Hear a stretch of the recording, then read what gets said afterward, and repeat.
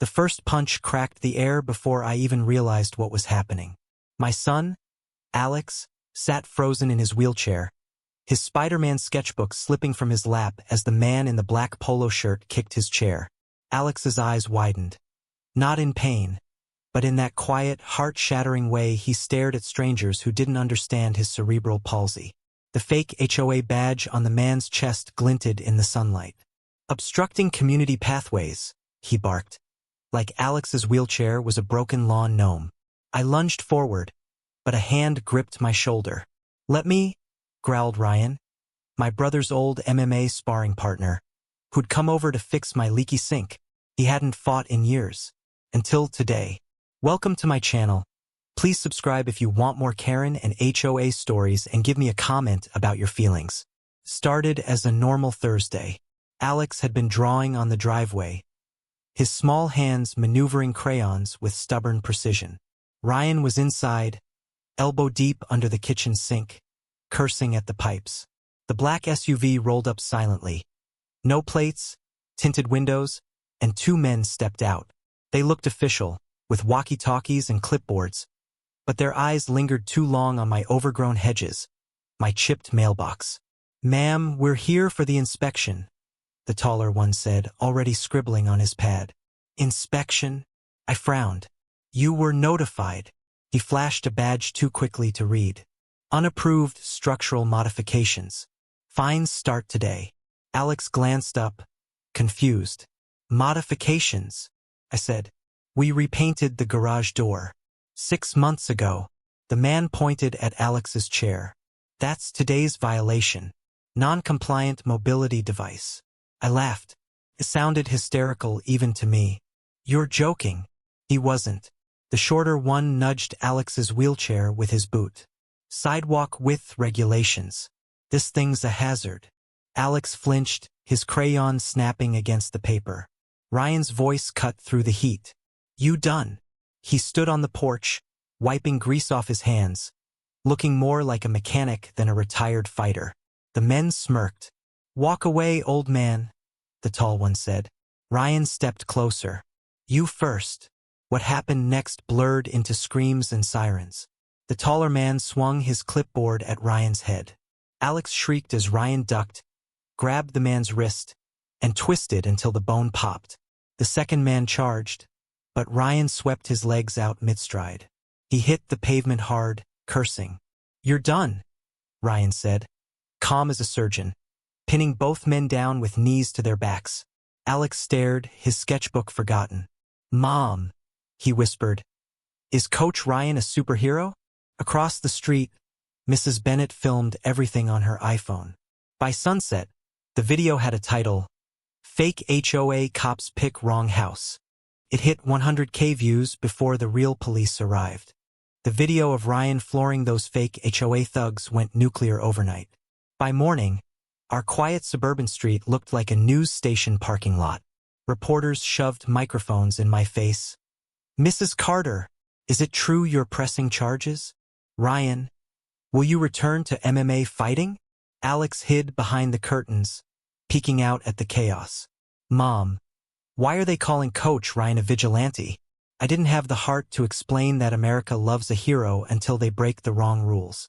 Ryan sat at our kitchen table, scrolling through comments. The internet was split, half calling him a legend, the other half demanding his arrest. "They're saying I used excessive force," he snorted, showing me a clip of him dislocating that fake cop's shoulder in slow motion. "That was me being gentle." The police identified the attackers Michael Graves and David Peck, two ex-cons with a rap sheet longer than our driveway. "They've been running this scam for months," Detective Alvarez told us, sipping the terrible coffee I'd made. "Targeting vulnerable homeowners. You got lucky your handyman here intervened." Ryan's knuckles whitened around his mug. Luck had nothing to do with it. 3 days later, the real retaliation began. A certified letter arrived from Fairview Hills HOA. Notice of liability, $15,000 for property damage and assault. My hands shook. They're fining us because Ryan stopped those criminals? Ryan crumpled the paper. They're bluffing. They weren't. That evening, a silver Mercedes pulled up. Mr. Harrison, the HOA president, stepped out in a suit that cost more than my car. "Mrs. Carter," he said with a smile that didn't reach his eyes, "let's be reasonable. Drop the viral videos, pay the fine, and this disappears." I blocked the doorway. "Or what? You'll send more fake cops." His smile vanished. "We protect our community's values, even from misguided heroes." Alex rolled up behind me, clutching his new sketchpad, a gift from the local news crew. "You're mean," he told Harrison. "And your haircut looks stupid." Harrison's eye twitched. Cute kid. Shame if his medical bills became public knowledge. Ryan appeared like a shadow, arms crossed. Harrison actually stepped back. "This isn't over," he spat before fleeing to his car. Ryan turned to me. "We need a lawyer." We couldn't afford one. But the next morning, a sharp knock came. A woman in a navy pantsuit stood there. "Paige Davidson," she said, handing me a card. "Real estate attorney. Also Mrs. Bennett's niece." She nodded to our elderly neighbor across the street. "I'll take your case pro bono." "Why?" I asked. Paige smiled. "My aunt's HOA fined her for ethnic garden decorations. Her wind chimes were too loud." The real twist came at 3 a.m. An anonymous call. "Check your email." The attachment showed Harrison at a dive bar, handing cash to Graves and Peck, the fake HOA thugs. The timestamp? 1 week before they attacked Alex. Ryan grinned for the first time in days. Someone's on our side. Paige filed the damning video in court, and by noon, Harrison's face was all over CNN. "HOA president linked to fraud ring," headlines screamed. Alex drew a picture of Harrison as a weasel in a suit and taped it to our fridge. "Artistic license," Ryan chuckled. But Harrison wasn't done fighting dirty. That night, a brick crashed through Mrs. Bennett's living room window. A note taped to it, "Stop talking, or the boys next." Alex found it first. He didn't cry, just stared at the glass shards and said, "They're scared of us now." Paige urged caution. "Let the system work." Ryan disagreed. "System's rigged." He started patrolling our street at night with a baseball bat. I begged him to stop.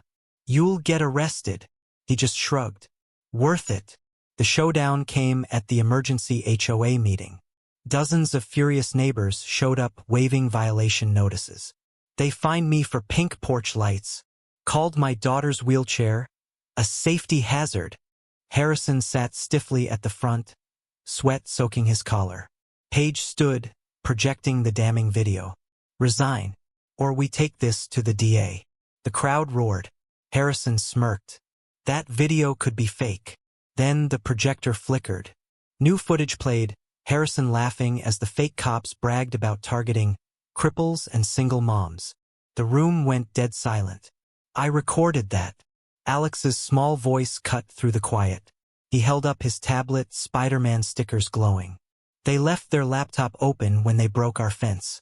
I copied everything." Even Ryan looked shocked. "Since when do you hack?" Alex shrugged. "YouTube tutorials." Harrison lunged for the exit, but neighbors blocked the doors. "You're finished," Paige said. Police cuffed him outside as cameras flashed. Alex became an overnight meme. 10-year-old hacker takes down HOA kingpin. But the real shock came next morning. A black government car parked outside. A woman in a crisp suit stepped out. "Ms. Carter? I'm Agent Torres, FBI. We're building a racketeering case against this HOA, and we want you and Alex as key witnesses." Ryan crossed his arms. "What's the catch?" Torres smiled. "No catch. But you should know, Harrison embezzled over $200,000 in fake fines." Alex tugged my sleeve. "Mom, can I get an FBI badge?" The FBI investigation turned our lives upside down. Agent Torres installed security cameras and assigned a patrol car to circle our block. But the threats kept coming. Alex's school called me in after someone slipped a note in his backpack. "Hackers go to jail too." His teacher eyed me nervously. Perhaps Alex should take a break from computers? I nearly snapped the woman's clipboard in half. That night, Ryan found a dead rat on our porch with a silver snake pendant around its neck. The chain's calling card, he muttered. They don't just want to scare us anymore. The twist came via an encrypted email. A video showed Harrison in jail whispering to a visitor, a man with a snake tattoo identical to the pendant. Tell Adrian it's done, Harrison said. The camera panned to the visitor's face. Ryan went pale. That's my brother. I'd heard stories about Adrian, Ryan's estranged twin, supposedly dead in a car crash years ago. The accident was faked, Ryan said, hands shaking. He's the chain's leader. Alex, listening from his wheelchair, pulled up dark web forums. They're talking about us, he whispered. Screens filled with code words, package delivery for the cripple kid, and MMA trash needs disposal. We didn't sleep. At 3 a.m., the power went out. Ryan shoved Alex and me into the panic room just as windows shattered. Shadows moved through the house, professional, silent. Ryan fought 2 men in the dark, but a third tasered him from behind. Mom, Alex whispered, pulling up security footage on his tablet. There's 6 more outside. Then gunfire. Not at us. For us. Mrs. Bennett stood on her roof with a hunting rifle, picking off intruders like squirrels. Learn this in Nam, she yelled. The remaining men fled, dragging their unconscious leader, the same snake-tattooed thug from the jail video. Ryan groaned awake, rubbing his neck. We can't stay here. Agent Torres arrived at dawn. Safe house. Now. She showed us a photo. Adrian at a country club, shaking hands with a senator. Your brother owns half this city, Ryan, including the police. Alex hugged his tablet like a lifeline. What do we do? The answer came from an unexpected ally. Paige showed up with a USB drive. Harrison's ledger. Every bribe, every fake violation. She hesitated. But to nail Adrian, we need someone on the inside. Ryan stood abruptly. No, absolutely not. Jess, Ryan's ex-military friend with a vengeance streak, leaned in the doorway. Too late. I already volunteered. She tossed Adrian's security schedule on the table. He's having dinner at the Oak Club tomorrow. Perfect time to plant bugs. You'll die, Ryan said. Jess smirked. Already technically dead. Remember? She'd faked her death years ago to escape Adrian. That night, Alex hacked into the Oak Club's reservation system. I made Jess a waitress named Tiffany, he said proudly. We didn't tell him Jess's backup plan. If caught, she'd swallow cyanide. Jess went dark after infiltrating the Oak Club. For 48 hours, we heard nothing.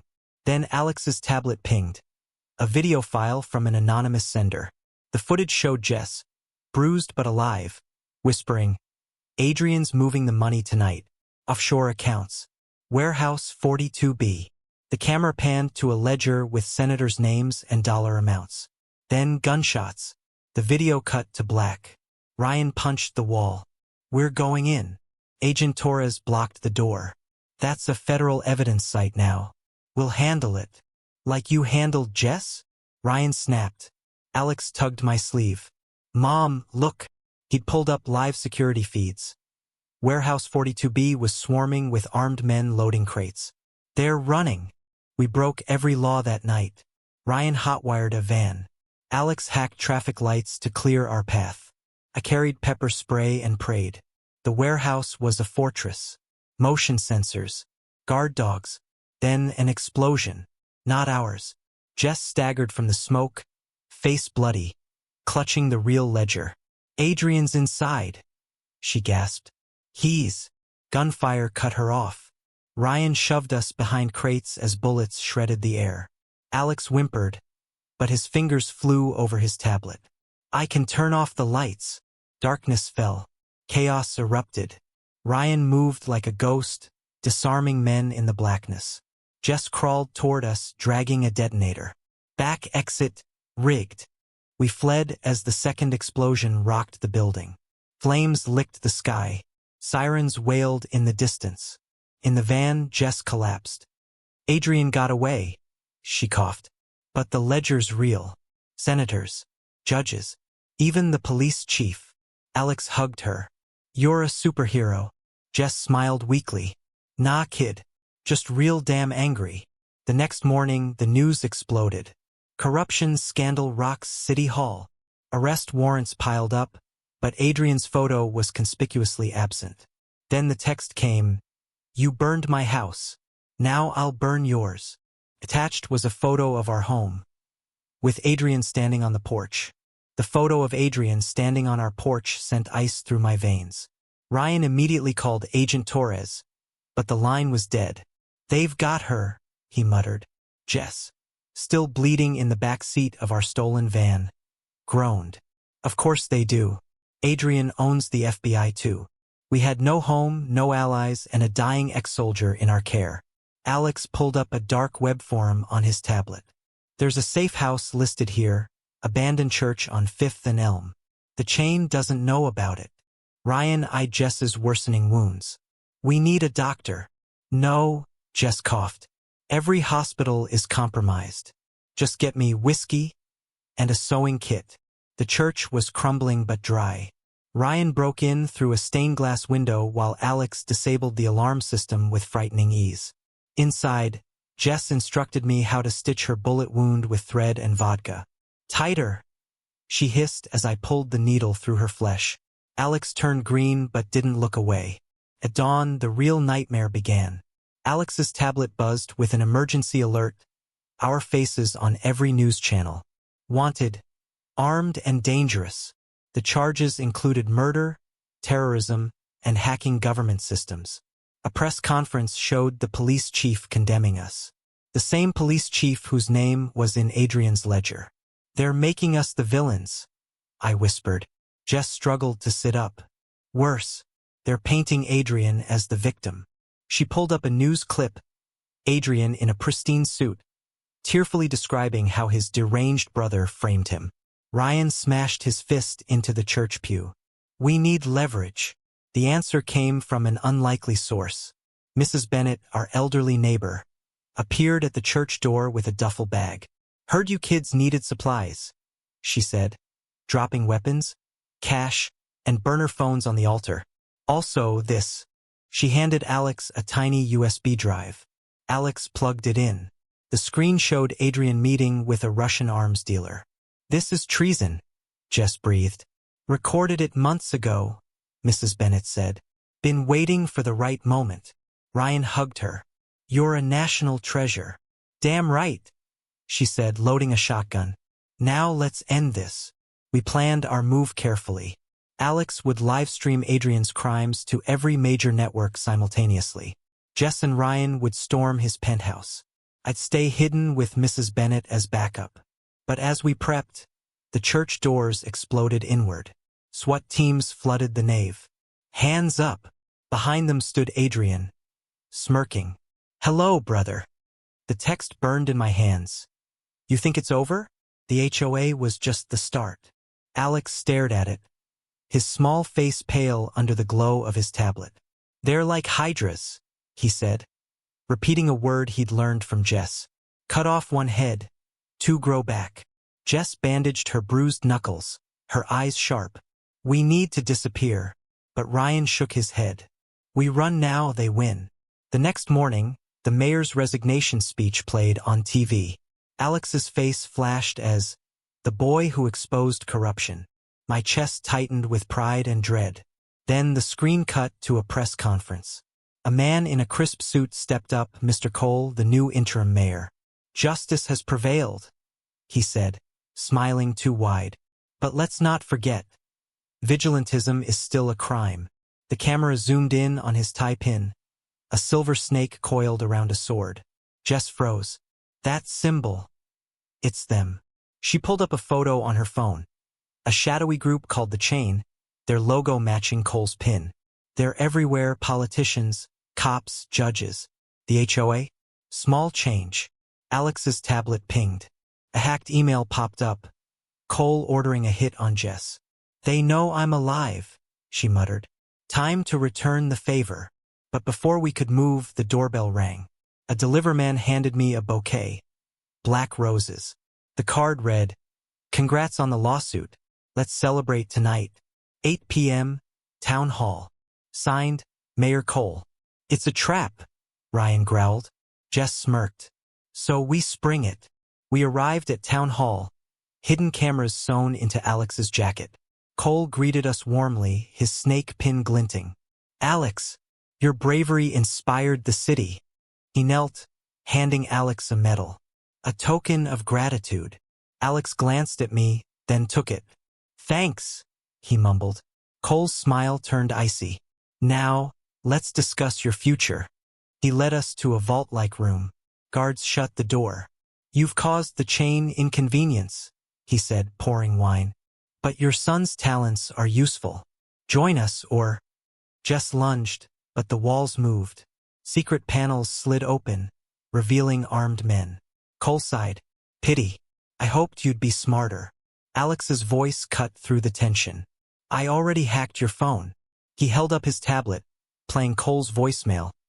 Eliminate the family tonight. Make it look like an accident. Cole laughed. And? Who'll believe a child over me? The lights died. Alarms blared. Jess's voice echoed from the vents. How about everyone? She'd live-streamed the whole conversation. Cole's face drained as his phone buzzed. Hashtag chain of corruption was trending. Chaos erupted. Guards tackled Ryan. Alex wheeled backward, tossing smoke pellets from his bag. I grabbed Cole's arm, slamming his head into the table. You hurt my son again. I'll end you. Jess burst in, disarming guards with brutal efficiency. Move! We fled to the roof, helicopters circling. Cole's men cornered us. Nowhere left, he sneered. Alex grinned. Wrong. A drone swarm descended, gifts from his online army, dropping tear gas canisters. We slid down a fire escape into Jess's van. But the victory faded fast. Jess coughed blood, collapsing against the wheel. Sniper got me, she gasped. Alex screamed, pressing his hands to her wound. Stay awake. Ryan took the wheel, speeding to the hospital. Jess gripped his arm. Listen, the chain's leader, your brother. Ryan swerved. My brother's dead. Jess's laugh was weak. He faked it, like me. He's Cole's boss. She flatlined before we reached the ER. Alex sobbed, her blood staining his hands. Ryan punched the wall, leaving a dent. This ends now. That night, Alex hacked into Cole's bank accounts, draining millions into charity funds. For Jess, he whispered. A new text arrived. You killed my pawn. Let's play. Attached was a photo of Ryan's brother. Alive, smirking, with a snake pin on his lapel. The photo of Ryan's brother, Adrian, burned into our screens. His smile was identical to Ryan's, sharp, mocking, cruel. He's alive, Ryan whispered, crushing his phone. And he's the reason Jess is dead. Alex pulled up Adrian's files. Fake death certificates, shell companies, even a photo of him shaking hands with Harrison years ago. He planned everything, Alex said. The HOA, the gang attacks, all to punish you. Ryan's voice cracked. For what? We found out at midnight. A video call rang. Adrian's face filled the screen, his snake pin gleaming. Hello, little brother. Miss me? Ryan lunged, but Adrian tooted. Aha. Hurt me. And the boys' school blows up. Alex froze. How? Adrian grinned. Your little hacker friends? I hired them first. The truth spilled like poison. Years ago, Ryan had stolen evidence to put Adrian in jail. Evidence that would have exposed the chain. Adrian faked his death, rebuilt the empire, and waited. The HOA? A test. Harrison? A pawn. Even Jess. She was mine until she betrayed me. He leaned closer. You took my freedom. I'll take your son. Alex slammed his laptop shut, shaking. He's lying. He's lying. But Ryan's face said otherwise. I didn't know it was him. I swear. We had no time to grieve. Adrian's ultimatum came at dawn. Meet me at Dad's old factory. Alone. Or the kid loses more than his legs. The factory was a graveyard of rusted machines and broken glass. Adrian stood on a catwalk, snipers lining the rafters. You look terrible, brother, he sneered. Ryan stepped forward, hands empty. Let them go. This is between us. No, Adrian said, nodding to a guard. Alex's wheelchair rolled out, his mouth gagged. You broke our family. Now I break yours. Ryan charged, but snipers fired at his feet. Beg, Adrian said. Like you did when Dad beat you. Alex thrashed, tears streaming. Then the lights died. Alex's voice crackled over the PA system. I'm not in the chair, idiot. The real Alex emerged from a shadow, tablet in hand. The wheelchair exploded in sparks. A remote-controlled decoy. My online army helped me build it, he said, grinning weakly. Adrian roared, grabbing Alex. You're just like your uncle, a rat. Ryan moved. A knife flashed. Alex screamed. But the blade didn't hit flesh. It sliced Adrian's arm. Jess's voice echoed from a speaker. Miss me, boss. A pre-recorded clip. Adrian froze, distracted. Ryan tackled him off the catwalk. They crashed onto concrete, fists and blood. Alex crawled to a control panel, hacking the factory systems. Machines whirred to life, conveyor belts dragging Adrian's men into cages. Stop! Adrian gasped, pinning Ryan. I'll kill him. Alex stood, trembling but defiant. You're nothing. He pressed a button. The roof exploded. Not with fire, with light. A drone swarm blared sirens, blinding everyone. Ryan broke free, grabbing Adrian's throat. You lose. But Alex shouted. No, don't become him. Ryan hesitated. Adrian laughed. Weak, just like Dad said. Alex hurled his tablet. It hit Adrian's temple, knocking him out. We're not weak, he panted. We're better. Police stormed in, real ones, sent by Alex's viral SOS. Adrian woke in cuffs, screaming curses. This isn't over. The chain spans continents. Ryan hugged Alex, both bloodied but alive. It's over for us. But as we left, a sniper's laser dot danced on Alex's back.